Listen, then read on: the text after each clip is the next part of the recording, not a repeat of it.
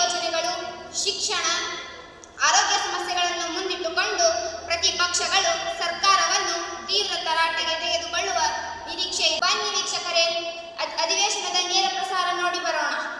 ಕರ್ನಾಟಕ ವಿಧಾನಸಭೆಯ ಚಳಿಗಾಲದ ಅಧಿವೇಶನ ಇಂದಿನಿಂದ ಪ್ರಾರಂಭವಾಗುತ್ತಿದ್ದು, ಸಾರಸತ್ವ ಲೋಕದ ಹಿರಿಯ ಬರಹಗಾರ, ಸರಸ್ವತಿ ಸಮ್ಮಾನ್ ಪ್ರಶಸ್ತಿ ಪುರಸ್ಕೃತ ಕಾದಂಬರಿಕಾರ ಪ್ರೊಫೆಸರ್ ಎಸ್.ಎಲ್. ಭೈರಪ್ಪ ಅವರು ದಿನಾಂಕ 24 ಸೆಪ್ಟೆಂಬರ್ 2025ರಂದು ವಯೋಸಹಜ ಅನಾರೋಗ್ಯದಿಂದ ನಿಧನರಾದರು. ಇವರ ನಿಧನದಿಂದ ಕನ್ನಡ ಸಾಹಿತ್ಯ ಲೋಕ ಬಡವಾಗಿದೆ.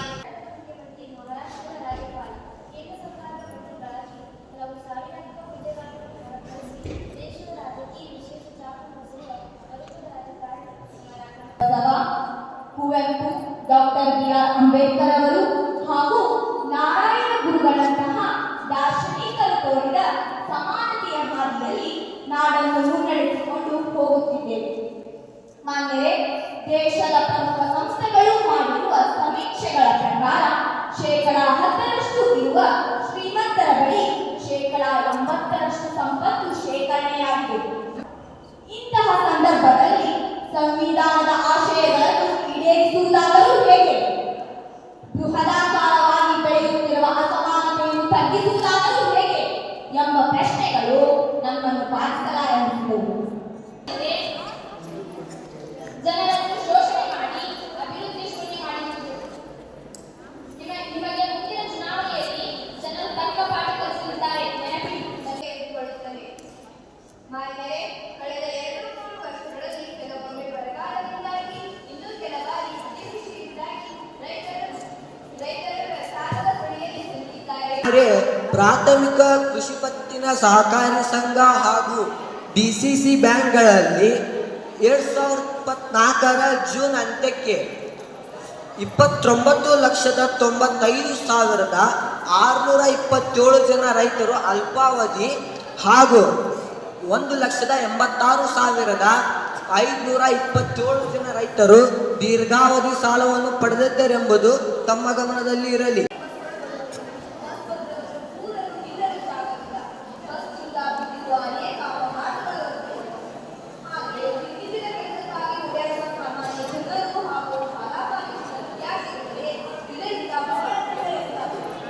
ಈ ಸಮಸ್ಯೆಗೆ ಪರಿಹಾರವಾಗಿ ಕಳೆದ 2-3 ತಿಂಗಳುಗಳ ಹಿಂದೆ ನಾವು 500ಕ್ಕೂ ಹೆಚ್ಚು ಹೊಸ ಬಸ್ಗಳನ್ನು ಖರೀದಿ ಮಾಡಿದ್ದೇವೆ ಮತ್ತು ಅವುಗಳನ್ನು ಪ್ರಯಾಣಿಕರ ಸೇವೆಗೆಂದು ಲಭ್ಯಗೊಳಿಸಿದ್ದೇವೆ.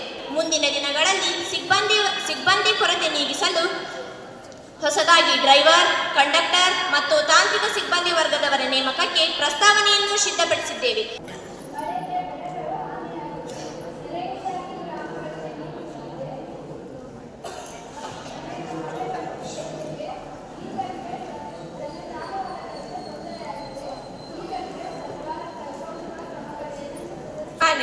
ಹಾನಿಗೀಡಾಗಿರುವ ಪ್ರದೇಶಗಳಲ್ಲಿ ಸರ್ಕಾರ ಪರಿಹಾರ, ರಕ್ಷಣೆ ಮತ್ತು ಪುನರ್ವಸತಿ ಕಾರ್ಯ ಸಮರೋಪಾದಿಯಲ್ಲಿ ಕೈಗೊಳ್ಳಲಾಗಿದೆ.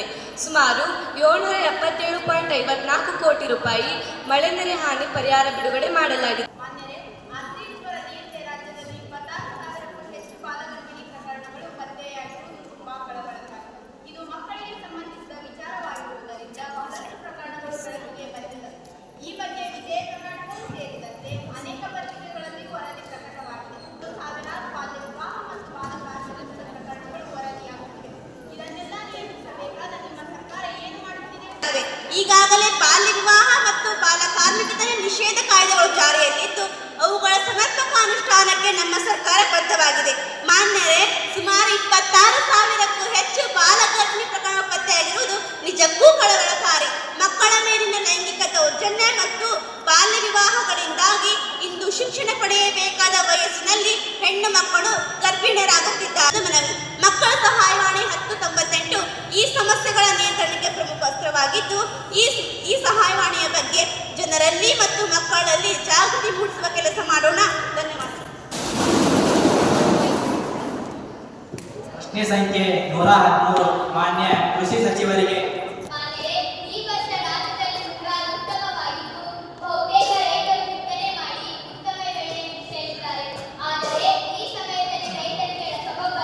ಸಮರ್ಪಕವಾಗಿ ಸಿಗದೆ ಕಂಗಾಲಾಗಿದ್ದಾರೆ. ದುಡಿಮೆಯ ಫಲ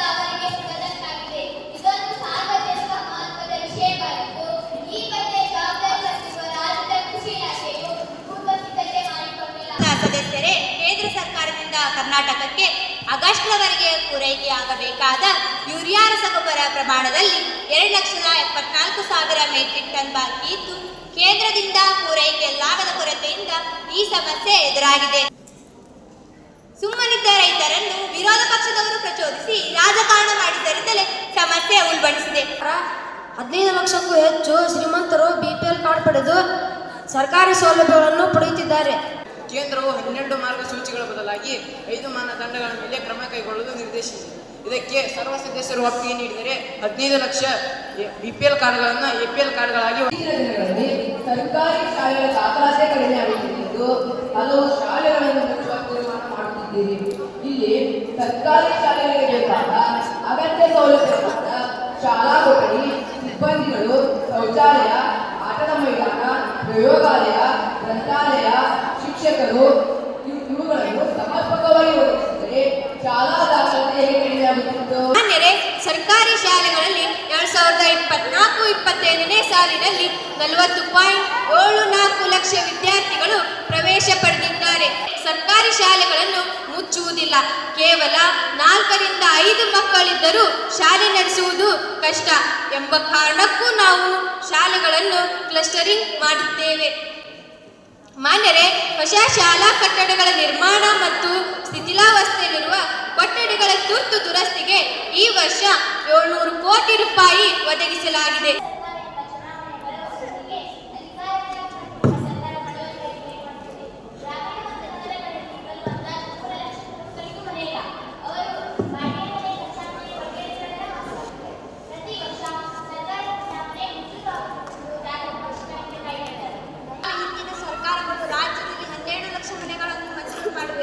ಪ್ರಸ್ತುತ ಒಟ್ಟಾರೆ 14.49 ಲಕ್ಷ ಮನೆಗಳ ಕಾಮಗಾರಿಕೆ ಪ್ರಗತಿಯಲ್ಲಿದ್ದ ಈ ಕಾರ್ಯಕ್ಕೆ 9,000 ರೂಪಾಯಿ ಕೊರತೆಯಾಗಿದೆ.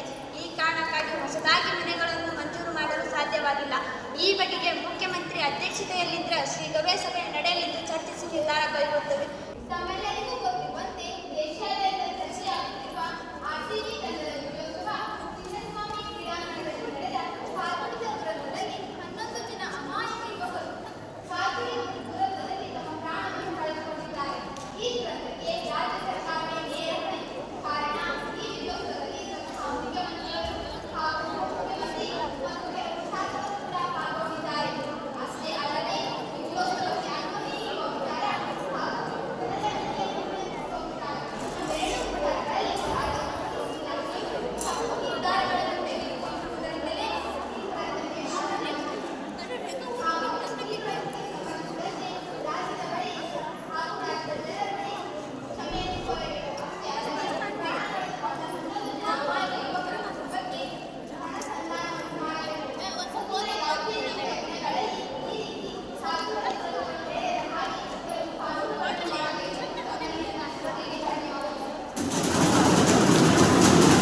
ಸನ್ಮಾನ್ಯ ಸಭಾಪತಿಗಳೇ,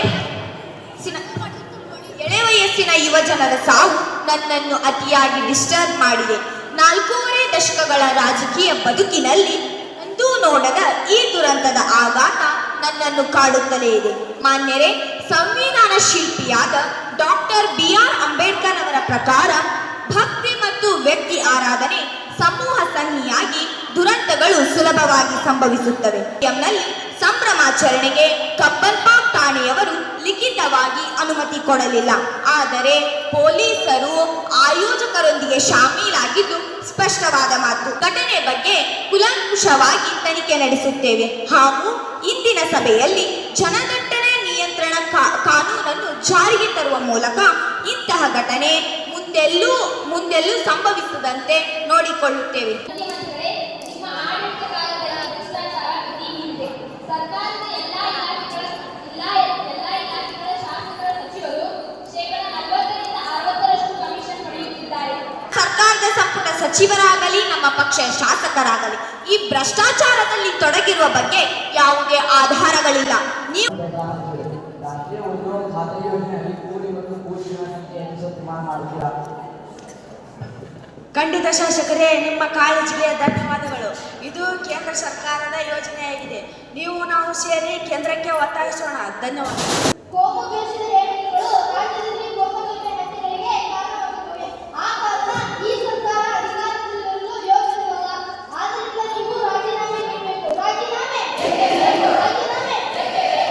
ಪ್ರಿಯ ವಿರೋಧ ಪಕ್ಷದ ನಾಯಕರೇ, ಇದರಲ್ಲಿ ನಿಮ್ಮ ಪಾತ್ರವೇನೋ ಅಧಿಕವಿದೆ. ನೀವು ಸಮಾಜದಲ್ಲಿ ಅಶಾಂತಿ ಸೃಷ್ಟಿ ಮಾಡುತ್ತಿದ್ದೀರಿ. ರಾಜಕೀಯ ಲಾಭಕ್ಕಾಗಿ ನೀವು ಸಮಾಜದಲ್ಲಿ ಅಶಾಂತಿ ಸೃಷ್ಟಿ ಮಾಡುತ್ತಿದ್ದೀರಿ.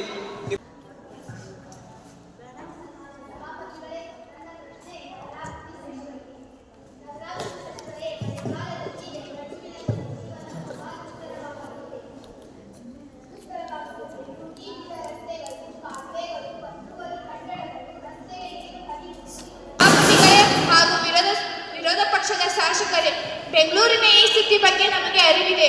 ಮುಂದಿನ ದಿನಗಳಲ್ಲಿ ಆಕ್ರಮ ತೆರವು ಹಾಗೂ ಗುಣಮಟ್ಟದ ರಸ್ತೆ ನಿರ್ಮಾಣಕ್ಕೆ ನಾವು ಒತ್ತು ನೀಡುತ್ತೇವೆ. ಈಗ ವಿಧೇಯಕಗಳ ಮಂಡನೆಯ ಸಮಯ. ಮೊದಲಿಗೆ ಕರ್ನಾಟಕ ಸಾರ್ವಜನಿಕ ಪರೀಕ್ಷೆ ಅಧಿನಿಯಮ 2024 ಕರ್ನಾಟಕ ಅಧಿನಿಯಮ ಸಂಖ್ಯೆ 45.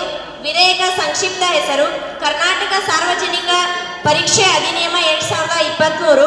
ವಿಧೇಯಕದ ವಿಸ್ತೃತ ಹೆಸರು ಕರ್ನಾಟಕ ಸಾರ್ವಜನಿಕ ಪರೀಕ್ಷೆ ನೇಮಕಾತಿಯಲ್ಲಿನ ಭ್ರಷ್ಟಾಚಾರ ಮತ್ತು ಅನುಚಿತ ವಿಧಾನಗಳ ಪ್ರತಿಬಂಧ ಕ್ರಮಗಳ ಅಧಿನಿಯಮ 2023. ಸಂವಿಧಾನ ನಮೂದು ಭಾರತ ಸಂವಿಧಾನ 7ನೇ ಅನುಸೂಚಿಯ 2ನೇ ಪಟ್ಟಿಯ 41ನೇ ನಮೂದು ಕರ್ನಾಟಕ ಸಾರ್ವಜನಿಕ ಪರೀಕ್ಷೆಗಳ ಅಕ್ರಮ ಹಾಗೂ ಭ್ರಷ್ಟಾಚಾರ ಮತ್ತು ಅನುಚಿತ ವಿಧಾನಗಳ ಬಳಕೆಯು ಮಿತಿ ಮೀರುತ್ತಿದೆ. ಈ ಅಕ್ರಮವು ನ್ಯಾಯಸಮ್ಮತ ರೀತಿಯಲ್ಲಿ ಪರೀಕ್ಷೆಗಳನ್ನು ನಡೆಸುವುದನ್ನು ವಿಫಲಗೊಳಿಸುವುದು. ವಿಧೇಯಕವನ್ನು ಮತಕ್ಕೆ ಹಾಕಲಾಗುವುದು. ವಿಧೇಯಕದ ಪರವಾಗಿರುವುದು ತಮ್ಮ ಕೈ ಎತ್ತಿ ತಮ್ಮ ಒಪ್ಪಿಗೆಯನ್ನು ಸೂಚಿಸಬೇಕು. ಹಾಗೂ ವಿಧೇಯಕದ ವಿರುದ್ಧವಾಗಿರುವುದು ತಮ್ಮ ಕೈ ಎತ್ತಿ ತಮ್ಮ ಮತವನ್ನು ಸೂಚಿಸಬೇಕು. ವಿಧೇಯಕವು ಬಹುಮತದಿಂದ ಅಂಗೀಕಾರಗೊಂಡಿದೆ. ಕೆರೆ ಸಂರಕ್ಷಣೆ ಮತ್ತು ಅಭಿವೃದ್ಧಿ ಪ್ರಾಧಿಕಾರಿ ತಿದ್ದುಪಡಿ ವಿಧೇಯಕ 2025. ಮಾನ್ಯ ಸಭಾಪತಿಗಳೇ ಮತ್ತು ಶಾಸಕರೇ, ಕೆರೆಯ ವಿಸ್ತೀರ್ಣಕ್ಕೆ ಅನುಗುಣವಾಗಿ ಬಫರ್ ವಲಯವನ್ನು ನಿರ್ಧರಿಸಲು ಈ ವಿಧೇಯಕ ಅವಕಾಶ ನೀಡುತ್ತದೆ. ಚಳಿಗಾಲದ ಅಧಿವೇಶನ ಮೊದಲನೇ ದಿನದ ಸಭೆಯು ಇಲ್ಲಿಗೆ ಮುಕ್ತಾಯಗೊಂಡು 2ನೇ ದಿನದ ಅಧಿವೇಶನವು ನಾಳೆ ಬೆಳಗ್ಗೆ 10 ಗಂಟೆಗೆ ಪ್ರಾರಂಭವಾಗುವುದು. ಎಲ್ಲರಿಗೂ ಧನ್ಯವಾದಗಳು.